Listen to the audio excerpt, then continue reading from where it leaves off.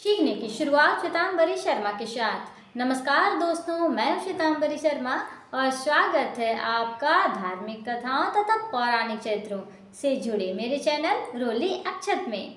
इस चैनल को शुरू करने का मेरा उद्देश्य न केवल आपको धार्मिक जानकारी प्रोवाइड करना है, बल्कि हमारी सभ्यता तथा संस्कृति के महत्व को भी उजागर करना है।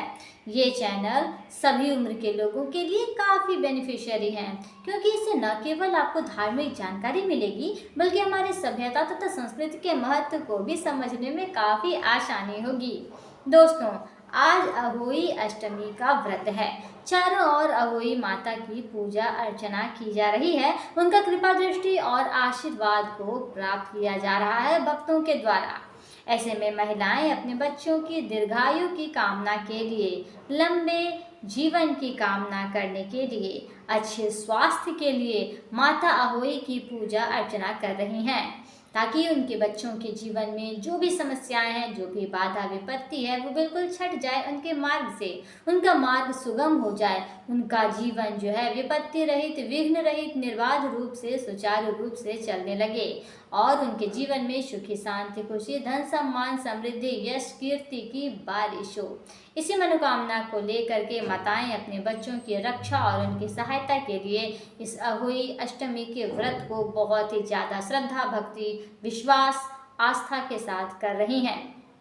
उनका ये विश्वास है, उनका ये मानना है कि जो भी महिला सच्चे मन से माता की पूजा अर्चना करती हैं, विधि विधान के सहित इस व्रत का पालन करती हैं, इसका पारण करती हैं, तो माता उन्हें इसका शुभाशुभ फल देती हैं और पुण्य फल देने में बिल्कुल भी देर नहीं लगाती। अब यहाँ पे सवाल ये उठता है कि आखिर माता अहोई हैं कौन? माता अहोई को माता लक्ष्मी का ही आप एक रूप मान सकते हैं। जी हाँ दोस्तों, मैंने बिल्कुल भी सही बात बताई है आप लोगों को। ऐसा जनश्रुतियों में, पौराणिक कथाओं में, लोक कथाओं में माना जाता है कि माता अहोई माता लक्ष्मी का ही एक रूप है। और यदि आप सच्चे मन से माता अहोई की पूजा अर्चना कर लेते हैं, तो आप पर माता लक्ष्मी की विशेष कृपा दृष्टि भी प्राप्त होती है। आपके बच्चे का तो जीवन दीर्घायु होता ही है, एक अच्छा स्वास्थ्य होता ही है, उनके जीवन बाधा विपत्तियों से मुक्त तो होती ही है, साथ ही आपके घर भी सुखमय हो जाता है, आपका जीवन भी सुखमय हो जाता है। आपके घर में सुखी, शांति, खुशी, धन, सम्मान, समृद्धि, यश, कीर्ति की वर्षा होती है और माता लक्ष्मी की कृपा से आपका घर धन और धान्य से भरा रहता है। तो दोस्तों, ये है महिमा अहोई पूजा यानी अहोई अष्टमी व्रत की। इसीलिए महिलाएं तो जोर शोर से इस पूजा को करती हैं। अब सवाल एक और भी है कि क्या भारत में कहीं अहोई माता की मंदिर भी है? जी हाँ दोस्तों, आपने बिल्कुल सही सवाल आपके दिमाग में आया, आपके मस्तिष्क में आया। भारत के उत्तर प्रदेश में राधा कुंड में बताया जाता है कि इनका एक मंदिर भी है, जहाँ लोग श्रद्धा के साथ जाते हैं, पूजा अर्चना करते हैं, अपने शीश को नमन करते हैं और उनसे कृपा दृष्टि तथा आशीर्वाद प्राप्त करते हैं। उस कृपा दृष्टि आशीर्वाद का शुभ फल, पुण्य फल ये प्राप्त होता है कि उनका जीवन सुखमय हो जाता है, खुशियों की बारिश हो जाती है। तो दोस्तों, माता अहोई से रिलेटेड कथाएं भी बहुत सारी हैं, लेकिन उनमें से कुछ कथाओं को मैंने आपको अपने पिछले वीडियोस में सुनाई हुई हैं, जो कि बहुत ही ज़्यादा रोचक है, बहुत ही ज़्यादा श्रद्धापूर्ण है। जो भी महिलाएं कहा जाता है कि बहुत ही ज़्यादा श्रद्धापूर्ण भाव से, सच्चे मन से माता अहोई की कथा को सुन लेती हैं, उन पर माता लक्ष्मी, माता अहोई की कृपा दृष्टि प्राप्त होती है। बस आपको करना ये है कि पूरे ध्यान से एकाग्रचित्त होकर सच्चे मन से माता अहोई की कथा को सुनना है। जो भी महिलाएं ऐसी हैं जो व्रत उपवास नहीं कर सकती हैं, उन्हें कुछ शारीरिक कष्ट का सामना करना पड़ रहा है, तो वैसी महिलाएं जो व्रत को नहीं कर सकती हैं, वो एकमात्र यानी एक बार ही यदि वो सच्चे मन से एकाग्रचित्त होकर पूरे आस्था, विश्वास, श्रद्धा और भक्ति के साथ इस कथा को सुन लेती हैं, तो इस कथा को सुनने मात्र से ऐसा कहा जाता है कि उन्हें शुभ फल और पुण्य फलों की प्राप्ति भी होती है। तो दोस्तों, इसीलिए मैं भी देर न करते हुए शुरू करने वाली हूँ आज की इस पुण्य कथा को, इस शुभ फल देने वाली कथा को, जो कि आप लोगों के लिए बहुत ही ज़्यादा लाभकारी सिद्ध होने वाली है।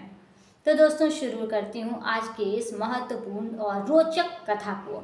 दोस्तों, कहा जाता है कि प्राचीन काल में एक शाहूकार रहा करता था।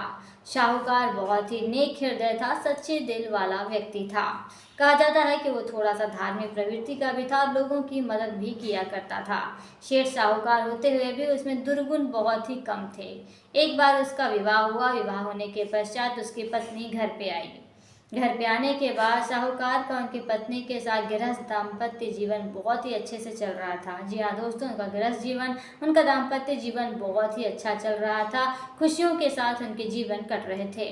कहा जाता है कि एक बार कार्तिक मास में ही, वही पावन मास जो अभी चल रहा है दोस्तों, इसी कार्तिक मास के पावन मास में साहूकार की पत्नी ने अपने घर की मरम्मत करने के लिए, अपने घर की सजावट करने के लिए मिट्टी लाने की ठानी। वो कुदाल लेती है और घर से बाहर चली जाती है मिट्टी लाने के लिए। घर के बाहर जब वो जाती है मिट्टी लाने के लिए, तो एक ऐसे स्थान पर मिट्टी की खुदाई कर रही होती है कुदाल से, जहाँ पे एक शेर का बच्चा रहता है।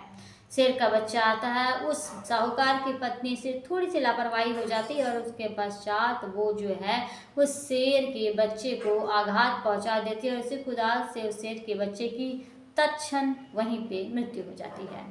ये स्थिति देख करके शेर बहुत ही ज़्यादा परेशान हो जाता है। शेरनी क्रोधित हो जाती है क्योंकि उनके बच्चे को मार डाला गया था। हालांकि ये दुर्घटनावश हुआ था।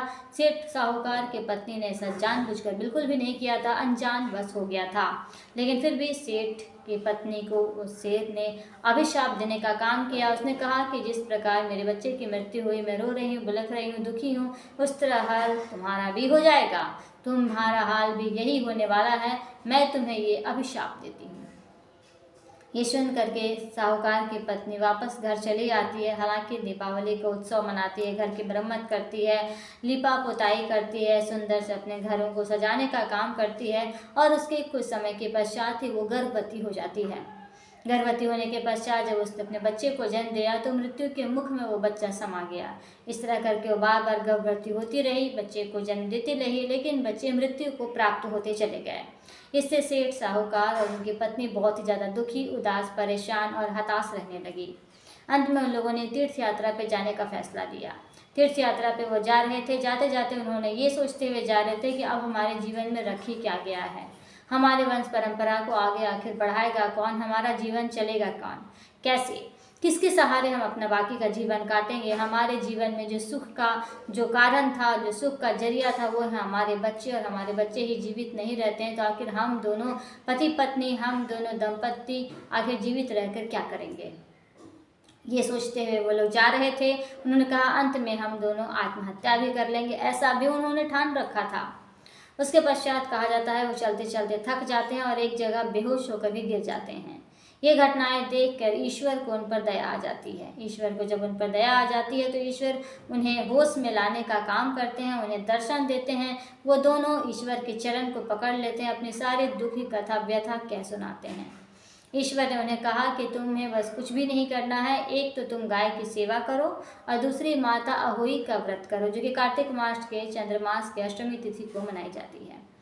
ये सुन करके दोनों बहुत ही ज़्यादा खुश हुए। उनके मन में एक नई आशा की किरण जागी। वो लोग भागे भागे घर आए। ऊपर वाले का कृपा दृष्टि प्राप्त कर लिया था, उन्होंने आशीर्वाद प्राप्त कर लिया था।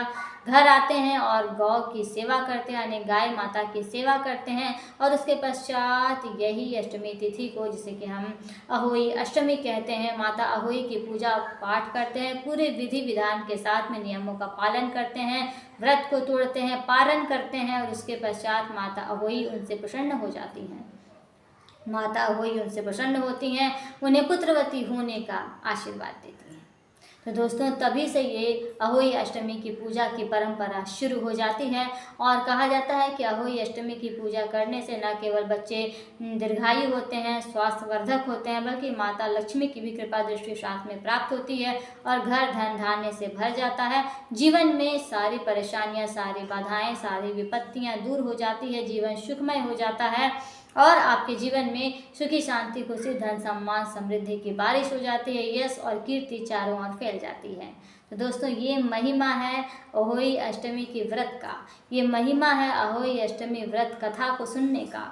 इसके शुभ फल यही हैं, इसके पुण्य फल यही हैं। तो यदि आप भी अहोई माता की पूजा अर्चना करती हैं, उन पर अपनी कृपा दृष्टि प्राप्त करना चाहती हैं और उनके आशीर्वाद को प्राप्त करना चाहती हैं, आप भी चाहते हैं कि आपके बच्चे दीर्घायु हों, अच्छे स्वास्थ्य वाले हों और कोई भी बाधा विपत्ति उनके जीवन में ना आए, तो आप इस व्रत को करें। अगर कर नहीं सकती हैं तो कृपया सुन तो सकती हैं इस कथा को। तो अगर आप व्रत नहीं कर सकती हैं तो इस कथा को सुनिए और पुण्य फल शुभ फल प्राप्त कीजिए। तो दोस्तों आज के इस वीडियो में केवल इतना ही, फिर मिलती हूँ अगली वीडियो में। और यदि आज के इस वीडियो को आपने सुनकर देखकर कुछ सीखा है, आपको कुछ भी रोचकता महसूस हुई है, तो कृपया अपनी राय मुझे कमेंट बॉक्स में लिखना ना भूलें। मुझे आपकी राय का हमेशा इंतज़ार रहता है। साथ ही आप मुझे सपोर्ट करना ना भूलें। मुझे सपोर्ट करने के लिए बस आपको मेरे इस चैनल को लाइक शेयर और सब्सक्राइब करना होगा, ताकि मैं मोटिवेट हो सकूं और आपके लिए तरह तरह के रोचक वीडियोस बनाकर आप तक प्रेजेंट कर सकूं। तो दोस्तों आज के इस वीडियो में केवल इतना ही, फिर मिलती हूँ अगले वीडियो में एक नई चरित्र यानी एक नए कैरेक्टर के साथ। एक नई छोटी सी प्रसंग हो सकती है या फिर एक नई छोटी सी कहानियाँ भी हो सकती है। तब तक के लिए दीजिए मुझे इजाज़त और बने रहिए मेरे इस चैनल के साथ। मैंने इस चैनल पर इस वीडियो के अलावा और भी वीडियो अपलोड कर रखे हैं। मैं आपसे आग्रह करती हूँ, आपसे अनुरोध करती हूँ, कृपया आप उन सभी वीडियोस को देखें और लाभान्वित हों। आपको उससे बहुत कुछ सीखने को, बहुत कुछ जानने को मिलेगा। तो दोस्तों आज के इस वीडियो में केवल इतना ही, फिर मिलते हैं अगली वीडियो में। तब तक के लिए धन्यवाद।